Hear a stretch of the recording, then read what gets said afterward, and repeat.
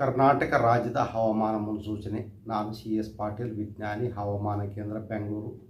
ನಾನು ಮುಂದಿನ 7 ದಿನಗಳವರೆಗೆ ಕರ್ನಾಟಕ ರಾಜ್ಯದ ಹವಾಮಾನದ ಮುನ್ಸೂಚನೆಯನ್ನು ಸಂಕ್ಷಿಪ್ತವಾಗಿ ವಿವರಿಸುತ್ತೇನೆ ಎಂದು ಉತ್ತರ ಒಳನಾಡು, ದಕ್ಷಿಣ ಒಳನಾಡು ಹಾಗೂ ಕರಾವಳಿ ಜಿಲ್ಲೆಗಳ ಕೆಲವು ಕಡೆ ಮಳೆಯಾಗಿದೆ.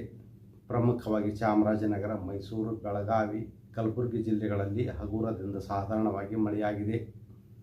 ಕಲಬುರಗಿಯಲ್ಲಿ ಗರಿಷ್ಠ ಉಷ್ಣಾಂಶ 42 ಡಿಗ್ರಿ ಸೆಲ್ಸಿಯಸ್ಸು, ಬೀದರ್ನಲ್ಲಿ 43 ಡಿಗ್ರಿ ಸೆಲ್ಸಿಯಸ್ಸು, ವಿಜಾಪುರನಲ್ಲಿ 40 ಡಿಗ್ರಿ ಸೆಲ್ಸಿಯಸ್ಸು, ರಾಯಚೂರಿನಲ್ಲಿ 41 ಡಿಗ್ರಿ ಸೆಲ್ಸಿಯಸ್ಸು, ಬೆಂಗಳೂರಿನಲ್ಲಿ 34 ಡಿಗ್ರಿ ಸೆಲ್ಸಿಯಸ್ಸು, ಕಾರವಾರನಲ್ಲಿ 37 ಡಿಗ್ರಿ ಸೆಲ್ಸಿಯಸ್ಸು ಗರಿಷ್ಠ ಉಷ್ಣಾಂಶ ದಾಖಲಾಗಿದೆ.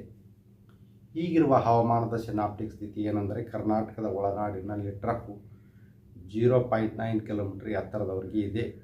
ಇದರ ಪ್ರಭಾವದಿಂದ ಮೇ 3ರಿಂದ ಮೇ 9ರವರೆಗೆ ಕರಾವಳಿ, ಉತ್ತರ ಹಾಗೂ ದಕ್ಷಿಣ ಒಳನಾಡಿನ ಜಿಲ್ಲೆಗಳಲ್ಲಿ ಕೆಲವು ಕಡೆ ಮಾತ್ರ 25%ಕ್ಕಿಂತ ಕಡಿಮೆ ಪ್ರದೇಶದಲ್ಲಿ ಗುಡುಗು ಮಿಂಚು ಸಮೇತವಾಗಿ ಹಗುರದಿಂದ ಸಾಧಾರಣವಾಗಿ ಮಳೆಯಾಗುವ ಹೆಚ್ಚಿನ ಸಾಧ್ಯತೆ ಇದೆ.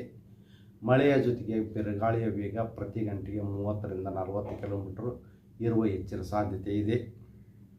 ಬೀದರು, ಕಲಬುರಗಿ, ಯಾದಗಿರಿ, ರಾಯಚೂರು, ವಿಜಾಪುರ, ಬಾಗಲಕೋಟೆ ಹಾಗೂ ಕೊಪ್ಪಳ ಜಿಲ್ಲೆಗಳಲ್ಲಿ ಗರಿಷ್ಠ ಉಷ್ಣಾಂಶ ಸುಮಾರು 40ರಿಂದ 42 ಡಿಗ್ರಿ ಸೆಲ್ಸಿಯಸ್ ಇರುವ ಹೆಚ್ಚಿನ ಸಾಧ್ಯತೆ ಇದೆ.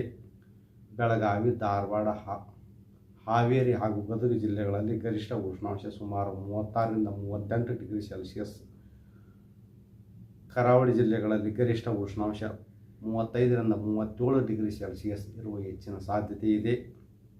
ಚಿತ್ರದುರ್ಗ, ದಾವಣಗೆರೆ, ಬಳ್ಳಾರಿ ಹಾಗೂ ವಿಜಯನಗರ ಜಿಲ್ಲೆಗಳಲ್ಲಿ ಗರಿಷ್ಠ ಉಷ್ಣಾಂಶ 38ರಿಂದ 40 ಡಿಗ್ರಿ ಸೆಲ್ಸಿಯಸ್ ಇರುವ ಹೆಚ್ಚಿನ ಸಾಧ್ಯತೆ ಇದೆ.